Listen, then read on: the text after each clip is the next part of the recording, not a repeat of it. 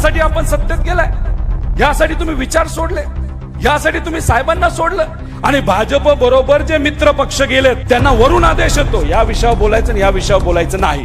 मग मंत्रीपद कशासाठी तुम्ही घेतले? स्वतःसाठी तर घेतलं नाही का? स्वतःच्या विकासासाठी तुम्ही घेतले हे कुठेतरी लोकांना तुम्ही सांगा। तो 2024 नंतर संविधानच राहणार नाही, लोकशाहीच राहणार नाही, मग आपल्या मताचा काय फायदा? म्हणून काही झालं दमदाटी कुणी काय केली तर शेवटी आपण आहोत, आपलं मत हे महत्वाचं। आमच्या या बाग उत्पादक शेतकऱ्यासाठी काहीतरी करा, पण त्याबद्दल कुणीच काय बोलेना। आणि कृषी मंत्री तुम्हाला दिसतायत का कुठं? मग आज शेतकरी म्हणजे तुम्ही अडचणीत आहात, तुमचे कुटुंबीय अडचणीत आहात, आज कृषी मंत्री दिसत नाही आपल्याला। दुष्काळाची परिस्थिती, विम्याचे पैसे आपल्याला आले नाहीत, मग मंत्रीपद कशासाठी तुम्ही घेतले? स्वतःसाठी तर घेतलं नाही का? स्वतःच्या विकासासाठी तुम्ही घेतले हे कुठेतरी लोकांना तुम्ही सांगा।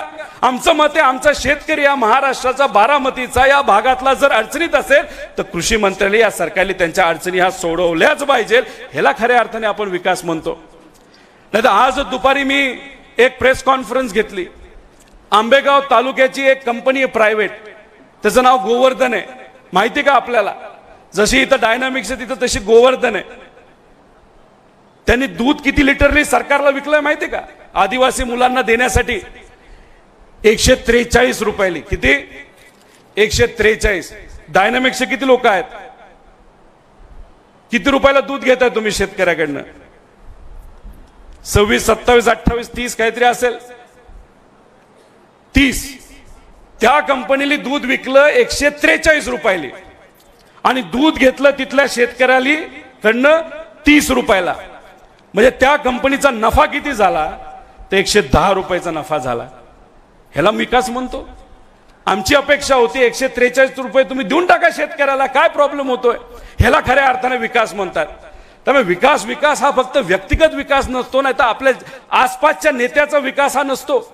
एक कोल्हापूरची कंपनी ब्रिक्स इंडिया, त्यांना आत्ताच एक करार दिला, त्या कंपनीला फक्त मध्यस्थी कंपनी असल्यामुळे GR हे बदलण्यात आले आणि त्या कंपनीला किती कोटीचा फक्त मध्यस्थी म्हणून किती फायदा होतो माहिती? 200 कोटी रुपयाचा। ह्याला विकास म्हणतो? ह्यासाठी आपण सत्तेत गेलाय, यासाठी तुम्ही विचार सोडले, यासाठी तुम्ही साहेबांना सोडलं। त्यामुळे हे जे नेते आहेत बाहेरचे ते काय बोलतात ह्याच्यापेक्षा कशासाठी ते गेलेत याची एक जाण आपण सर्वांनी ठेवली पाहिजे। दुधासाठी आम्ही लढतोय, शेतीसाठी आम्ही लढतोय, शेतकऱ्याच्या अडचणीसाठी लढतोय आणि ह्या सर्व विषयांकडे लढत असताना, बोलत असताना आम्हाला असं वाटतं विचार सुद्धा तितकेच महत्वाचे आहेत। बिल्डिंग महत्वाचे पण विकास सुद्धा महत्वाचा आहे। आणि जाता जाता फक्त आपल्या सर्वांना एक गोष्ट सांगतो जी तुमच्या निगडीत आहे, पार्लमेंटमध्ये आपल्या विचाराचा खासदार आणि अभ्यासू खासदार असणं का महत्वाचं आहे ह्या गोष्टी समजून घेतल्यानंतर तुम्हाला सर्वांना कळेल। 4 बिल येत आहेत, आलेत, पास सुद्धा झालेत, पण जसं लोकसभेचे इलेक्शन संपेल तसं हे 4च्या 4 बिल हे लागू होणार आहेत। ते कुठले बिल आहेत?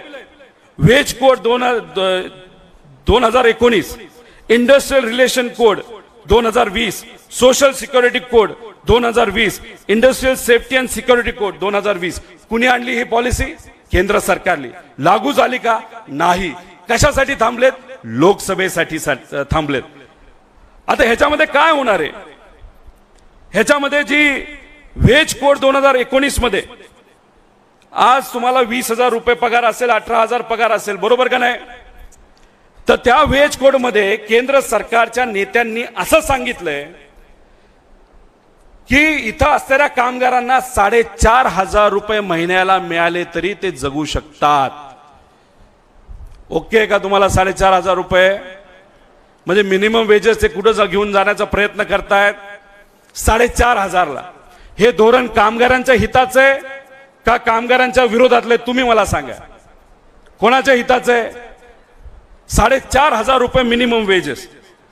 त्याच्याच बरोबर आपण विविध कर्मचाऱ्यांना वेतनातून पैसे कपात करण्याचे अधिकार हे पूर्वी आपण जे युनियन आहे, तुम्ही आणि मालक एकत्रित बसायचा, चर्चा करायचा, मग निर्णय घ्यायचा। आता या बिलामध्ये तुम्हाला विचारण्याची जरूरत नाही, युनियनला विचारण्याची जरूरत नाही, डायरेक्ट मालक ठरवणार की तुमच्या पगारातून काय काय कापायचं आणि कशी कशी कपात तिथं करायची। हा अधिकार या बिलातून तिथं मिळणार आहे। ओव्हरटाईम पैसे मिळतात का नाही? ओव्हरटाईम केल्यावर तर आता या कायद्यामध्ये जो कायदा आता लोकसभेनंतर हा लागू केला जाणार आहे त्याच्यामध्ये तुम्हाला ओव्हरटाईमला अतिरिक्त पैसे मिळणार नाहीत.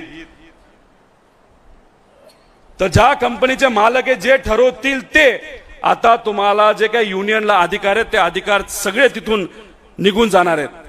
बोनस द्यायच्या ज्या तरतुदी आहेत त्याच्यामध्ये त्यांनी शब्दामध्ये खेळ खेळलाय. त्यामुळे आज जो बोनस तुम्हाला मिळतो कदाचित उद्या तो तुम्हाला मिळणार नाही अशी सुद्धा तरतूद याच्यामध्ये करून घेतलेली आहे. फिक्स टर्म एम्प्लॉयमेंट म्हणजे तुम्हाला परमनंट करण्याच्या बाबतीतला विषय आहे. आता तो 6 महिन्याच्या आसपास होता पण आता 2 वर्ष 5 वर्ष हे कितीही ते मालक करू शकतात परमनंट. म्हणजे 5 वर्ष तुम्ही त्या कंपनीमध्ये डायरेक्ट दर महिन्याला तुम्हाला पगार मिळून सुद्धा आणि 5 वर्ष तुम्ही काम केलं तर तुम्हाला कुणीही परमनंट करणार नाही. ही तरतूद फिक्स टर्म एम्प्लॉयमेंट मध्ये आहे. आणि या कॉन्ट्रॅक्टच्या टर्म्स अँड कंडिशन कंपनी ठरवणार, हे युनियन वाले ठरवणार नाहीत. डायरेक्ट कंपनीला वाटलं नाही 3 वर्ष 4 वर्ष 5 वर्ष तर ते सर्व अधिकार हे तिथं कंपनीला जाणार आहे. आणि कामगार कपात करण्यासाठी सरकारची परवानगी लागते. 100 पेक्षा जास्त कामगार एका कंपनीत जर काम करत असतील तर तिथं तुम्हाला सरकारची नाही तर कमिशनरची परवानगी लागते. बरोबर का नाही? आता हे 100चा आकडा ते 300 वर घेऊन चाललेले आहेत. आणि या देशामध्ये अशा फार जास्त कंपनी आहेत ज्यांचे एम्प्लॉयमेंट नाही तर तिथं कामगार 300 पेक्षा जास्त जे आहे कमी आहेत अशा सगळ्यात जास्त कंपनी आहेत. आणि फार कमी कंपन्या अशा आहेत की ज्याच्याकडे 300 पेक्षा जास्त कामगार त्या कंपनीमध्ये काम करतात.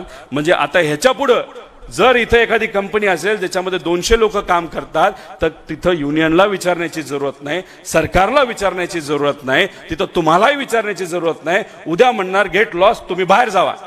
जसं काही लोक विचारायला सोडून गेले पलीकडे तसं मालक तुम्हाला करणार की आता तुमची जरूरत नाही तुम्ही बाहेर जावा, मी माझं मी बघतो, मी इथून कंपनी दुसरीकडे नेऊन येतं काही करू. तर हे सुद्धा त्या याच्यामध्ये तो विषय येतोय. ट्रेड युनियन नष्ट करण्याचा कट आहे. आता तुम्हाला पीएफ करायचा असेल, विमा द्यायचा असेल तर इथं सर्व युनियनची लोक आहेत त्यांना मी विचारतो तुम्ही वाटाघाटी करता का नाही? बसता ना, तो अधिकार आहे ना. आता या नवीन ऍक्ट मध्ये तो अधिकार तुम्हाला नाही. म्हणजे तुम्ही फक्त नाममात्र, तो अधिकार तुम्हाला राहणार नाही. तर ह्या सगळ्या ज्या गोष्टी आहेत याच्यावर कुणीतरी बोललं पाहिजे ना. आणि मग हे तुमच्या बाजूने बोलण्यासाठी एखादी अभ्यासू व्यक्ती लागेल का नाही लागणार? लागणार का नाही लागणार? आरक्षणाचे मुद्दे त्यांनी मांडले, भाजपच्या कुणीही मांडले नाहीत. केंद्रामध्ये मराठा आरक्षणाचा मुद्दा कुणीही मांडला नाही, सुप्रियाताईंनी मांडला. धनगर आरक्षणाचा मांडला, लिंगायत समाजाच्या आरक्षणाचा मांडला, मुस्लिम समाजाच्या आरक्षणाचा मांडला. मग बाकीच्यांनी काय केलं? खासदार झाले आणि मी खासदार झालो नाही तर झाले म्हणजे विषय संपला, मिरवायला मोकळे. अरे असं नसतं. मी अनेक खासदार बघितलेत, लोकांच जात नाहीत, भेटतच नाहीत कोणाला, डायरेक्ट 4.5 वर्षाला येतात. सुप्रियाताई भेटतात का नाही भेटत? तुमच्या अडचणी समजून घेतात का नाही घेत? त्यामुळे ह्या खासदार होण्यासाठी स्वतःचा स्वार्थ आहे, त्यांना तिथं पद घेऊन लोकांसाठी लढायचे, पण त्यात तुमचा सुद्धा स्वार्थ आहे. त्यामुळे ह्या सगळ्या गोष्टींवर चर्चा करण्यासाठी आणि तिथं संधी तर मिळाली पाहिजे. सुप्रियाताईंना संधी मिळते, बाकी कोणाला संधी मिळत नाही. आणि भाजपच्या खासदारांना तिथं बोलून दिलं जात नाही. आणि भाजप बरोबर जे मित्र पक्ष गेलेत त्यांना वरून आदेश येतो या विषयावर बोलायचं आणि या विषयावर बोलायचं नाही. आता जर केंद्र सरकारने कामगारांच्या बाबतीत हे धोरणं आणली असतील आणि वरिष्ठ नेत्यांनी हे जर पास केलं असेल तर भाजपाचे खासदार याच्यावर बोलणार आहेत का तुमच्या बाजूनी?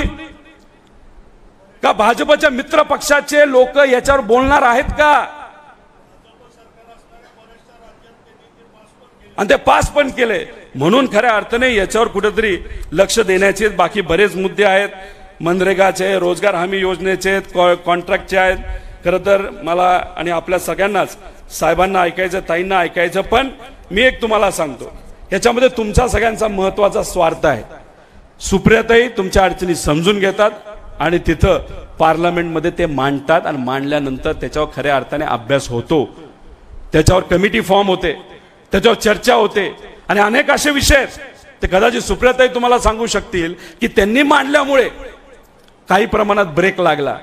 आता हे 2024 पर्यंत का राहिलं? कारण का सुप्रियाताई, काँग्रेस आणि असेच आपल्या विचाराचे इंडिया आघाडीचे जे सगळे नेते आहेत त्यांनी पार्लमेंटमध्ये हे सगळे मुद्दे मांडले म्हणून आता तरी हे शांत आहेत.